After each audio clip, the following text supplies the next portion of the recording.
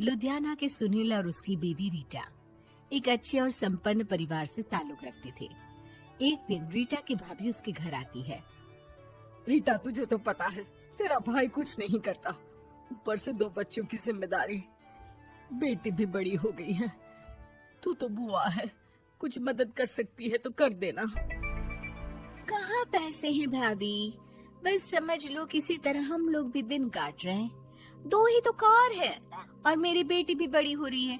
अब उसके लिए कार लेनी है तो 10 लाख का खर्चा तो लग ही जाएगा। तभी वहाँ सुनील आ जाता है।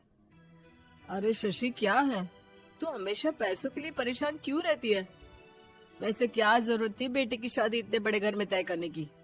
अरे पैसे नहीं थे तो ऐसे ही कर देती कहीं शादी। इतने बड़े होटल में क्यों कर रही है शादी?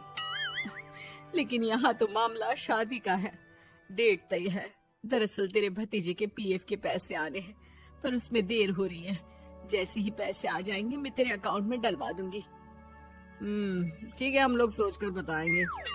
तभी वहाँ भतीजा आ जाता है। फूफा जी, आप लोग ही मदद कर सकते हैं, वरना तो कैसे काम होगा समझ में ही नहीं आ रहा। मैं वादा करता हूँ जैसे ही पैसे आ जाएंगे मैं आप लोगों को वापस कर दूंगा। हाँ भाई, ठीक है। अब देख भाई, हमारे लड़के तो सारा दिन घर पर पड़े रहते हैं, ना कमाते हैं ना कुछ कमाने की इच्छा रखता है। लेकिन चल, ये ले, कितने पैसे चाहिए? जी 4 लाख रुपए। ठीक है, लेकिन पैसे ध्यान से वक्त पर वापस लौटा देना। सुनील मुसीबत के वक्त बीवी के भतीजे की मदद तो कर देता है, लेकिन उन लोगों के जाने के बाद देख ले रीटा, तेरे मायके वालों ने मांगा तो दे दिया, वरना इन लोगों का मुझे कोई भरोसा नहीं है। अरे क्यों भरोसा नहीं है? इससे पहले तो कभी इन लोगों ने आपसे मदद भी नहीं ली।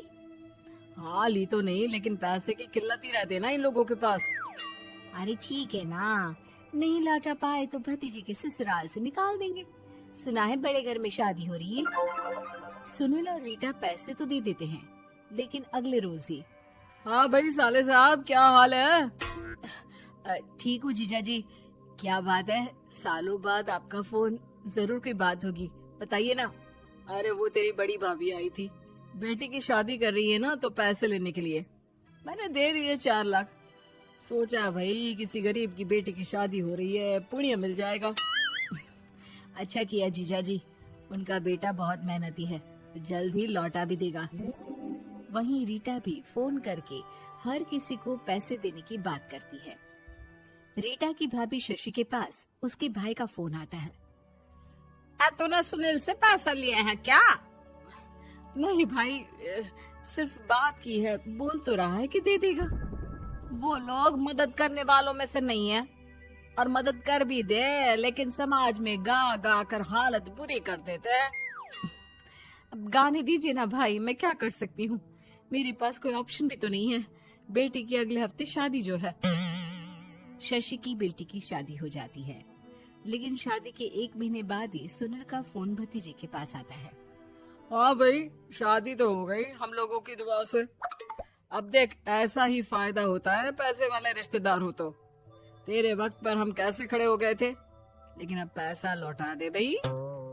जी, मैंने पीएफ के लिए अप्लाई कर दिया था, उसकी नोटिफिकेशंस मैं आपको भी भेज देता हूँ। मुझे लगता है 10 दिन में पैसे आ जाना चाहिए। जैसे ही पैसा आएगा मैं आपके अकाउंट में डाल दूंगा। और ना जी ना, कोई नोटिफिकेशन नहीं चाहिए, पैसा चाहिए, पैसा। ठीक है अंकल, बस 10 दिन का समय दे दीजिए। अभी हफ्ता भी पूरा नहीं होता कि भतीजे के पास उसके गांव के दूर के चाचा का फोन आता है। अरे बेटा, क्या बात है, सुनील के कोई पैसे ले रखे हैं तो दे क्यों नहीं देता?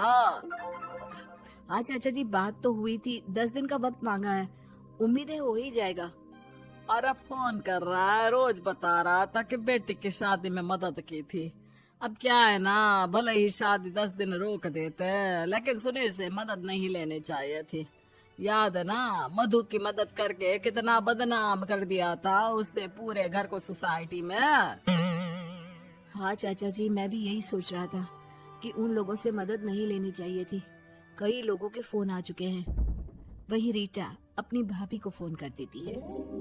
क्या है भाभी, कब पैसे लौटाओगी? पता है ना ये कितना बोल रहे थे, तुम्हारे बोलने पर मैंने पैसे दिए हैं। भाभी अब तो आपके बेटे की कार बेच दो और हम लोगों के पैसे दे दो। अरे लेकिन रीटा, बात तो 3 महीने की हुई थी ना, अभी तो 2 महीने भी नहीं हुए पैसा लिए, थोड़ा तो सब्र करो। नहीं नहीं भाभी, वैसे मेरा बेटा टिक्कू आ रहा है आप लोगों के घर रहने के लिए, उसको अच्छे से खिलाना पिलाना, समझी। भाभी को समझ में नहीं आता कि वो क्या करे। वो बेटे से बात करती है। अरे माँ, इन लोगों से मदद लेकर सच में बहुत बड़ी गलती कर दी। मुझे खुद समझ में नहीं आता कि कैसे इन लोगों के पैसे जल्द से जल्द दे दूं। तभी डोरबेल बजती है और रीटा का बेटा टिक्कू घर में आता है। आओ बेटा, मामी के घर पहली बार आए हो रहने। आप पापा बोल रहे थे कि आप लोग पैसे का ब्याज तो दे नहीं पाओगे, तो तब तक मैं यहीं रह लूं। और हाँ, मैं एसी के बिना नहीं सो पाता। आप लोग अपना देख लेना और पैसे जल्दी लौटा देना, क्योंकि मैं थोड़ा जल्दी जाना चाहता हूँ। रीटा का फोन शशि के पास आता है। भाभी, पैसे कब तक दोगे? बेटी की विदाई के बाद शशि के घर का माहौल बिल्कुल बदल जाता है। वो हर वक्त बेटे से उसके पीएफ के पैसे पूछती, और पीएफ यानी कि सरकारी काम। आजकल में पूरा 1 महीना और बीत जाता है। भाभी, मैं और ये अमेरिका जा रहे हैं, घूमने के लिए पैसों की बहुत जरूरत है। रीटा, मैं पूरी कोशिश कर रही हूँ कि जल्द से जल्द पैसे का इंतजाम कर दूं, लेकिन पक्का नहीं बोल सकती। तभी सुनील का फोन भतीजे के पास आता है। देख माना 3 महीने की बात हुई थी पैसे लौटाने के लिए, लेकिन अभी मुझे पैसों की काफी जरूरत है। मैं अमेरिका जा रहा हूँ, तो पैसे मैंने किसी से ब्याज में पकड़ लिए हैं। तू हर महीने 4 लाख का 20,000 ब्याज डाल देना मेरे अकाउंट में। सुनील फोन रख देता है, लेकिन भतीजा काफी परेशान हो जाता है। वो ऑफिस से शाम को घर आता है कि माँ पूछती है, क्या हुआ बेटा? बेटा माँ को सारी बात बता देता है। माँ भगवान के सामने हाथ जोड़कर खड़ी हो जाती है और रोने लगती है कि तभी बेटे का मोबाइल पर मैसेज बजता है। माँ, पीएफ के पैसे आ गए। और वो ऑनलाइन ही सुनील के पैसे वापस कर देता है। भला हो भगवान का। लेकिन आज एक बात तो समझ में आ गई, मदद हमेशा उन लोगों से लो जो मदद के बदले आपसे मदद में दी गई रकम ही वापस लें, ना कि समाज में आपकी इज्जत।